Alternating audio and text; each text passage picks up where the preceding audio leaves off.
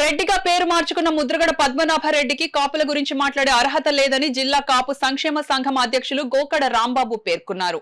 శనివారం కాకినాడలో కలెక్టరేట్ ఎదుట ముద్రగడ కాపు రిజర్వేషన్లపై చంద్రబాబు పవన్ కళ్యాణ్లపై మాట్లాడిన తీరును నిరసిస్తూ ధర్నా నిర్వహించారు. ఈ సందర్భంగా గోకడ రాంబాబు మాట్లాడుతూ ముద్రగడ మాట్లాడే తీరుకు చేస్తున్న పనులకు ఏమాత్రం పొంతన ఉండదన్నారు. 2014లో చంద్రబాబు సీఎంగా ఉన్న హయాంలో కాపు కార్పొరేషన్ ఏర్పాటు చేసి కాపులకు రుణాలు, విదేశీ విద్యను అందించారని, ఈ విధంగా కాపులకు మేలు చేసిన చంద్రబాబు కాకుండా అన్యాయం చేసిన జగన్ వైపు ముద్రగడ ఎందుకు పనిచేశారో చెప్పాలని ఆయన డిమాండ్ చేశారు.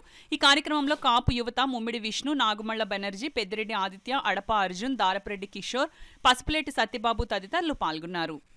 తెలుగుదేశం పార్టీని సముద్రంలో కలిపేయండి పిలుపునిచ్చాడు ముద్రగడ పద్మనాభరెడ్డి. తెలుగుదేశాన్ని జగన్మోహన్ రెడ్డి అనుకోకుండా గెలిచారు.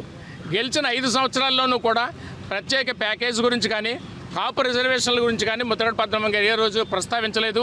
ఆయన పార్టీని సపోర్ట్ చేసుకుంటూ చంద్రబాబు నాయుడు గారి మీద అనేక వ్యంగ్యాస్త్రాలు ఆయన సంధిస్తూ లెటర్లు రాశారు. ఆ తర్వాత మళ్ళీ పవన్ కళ్యాణ్ గారి మీద మొదలెట్టాడు ఆయన. పవన్ కళ్యాణ్ గారికి ఈయనకి ఖర్చు ఏంటండి అసలు? ఈయన సొంత నియోజకవర్గం జగ్గంపేట. ఈయన తిరిగితే జగ్గంపేటలో తిరగాలి, లేదు ఈయనకి రాజకీయం ఇచ్చింది ప్రతిపాడు, అక్కడన్నా తిరగాలి. పవన్ కళ్యాణ్ గారే టార్గెట్ కింద పెట్టుకుని ఇతను చేస్తున్నాడు. పవన్ కళ్యాణ్ గారికి అలవాట్లేదు, మీ ఇంటి దగ్గర టీ కాఫీలు ఇవ్వడం నాకు అలవాటు ఉందన్నాడు.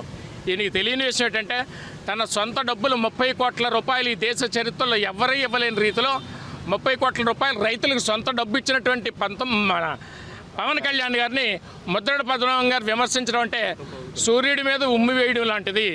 ఇవాళకి పవన్ కళ్యాణ్ వ్యక్తిత్వం ఈ దేశంలో ఎవరూ చేయలేదు. 23 సీట్లు పోటీ చేస్తే 23 సీట్లలోనూ గెలిచారు. 23, 2 ఎంపీలు, 21 అసెంబ్లీ, 23 మొత్తం 23లో పోటీ చేసి 23లో.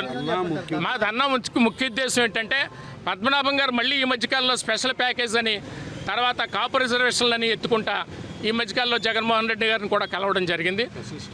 స్పెషల్ స్టేటస్ ఇవన్నీ కూడా మరి 5 సంవత్సరాలు ఎందుకని ఈయన ప్రస్తావించలేదు అంటే జగన్మోహన్ రెడ్డి ఓడిపోయిన తర్వాత మాత్రమే స్పెషల్ స్టేటస్ గుర్తుకొచ్చిందా? జగన్మోహన్ రెడ్డి గారు ఓడిపోయిన తర్వాతనే కాపుల ప్యాకేజీ, కాపుల రిజర్వేషన్లు గుర్తుకొచ్చాయా? ఇన్నాళ్ళు ఎందుకని మీరు ఏమీ చేయలేదు? ఎంత చేసినా నేను పవన్ కళ్యాణ్ని ఓడించేయకపోతే నా పేరు మార్చుకుంటాను పద్మనాభరెడ్డి గారు. సార్, ఈయన 1999లో ఎంపీగా తెలుగుదేశం గెలిపిస్తే నేను చంద్రబాబు నాయుడు గారికి పునర్జన్మనిచ్చారు, ఆ జన్మాంతం ఆయనకు రుణపడి ఉంటానని అన్ని పత్రికల్లో ప్రముఖంగా వచ్చాయి. మరి అలాగని తర్వాత తిట్టడం మానేసాడా? 2004లో ఓడిపోయిన తర్వాత రాజకీయాలకు నమస్కారం అన్నాడు. అలాగని మానేసాడా? అంటే ఆయన చెప్పేదానికి చేసేదానికి ఉండదు. ఆయన ఏమి చేసినా దానికిలో తన పాత్ర ఉండాలి, తనకు పేరు రావాలి.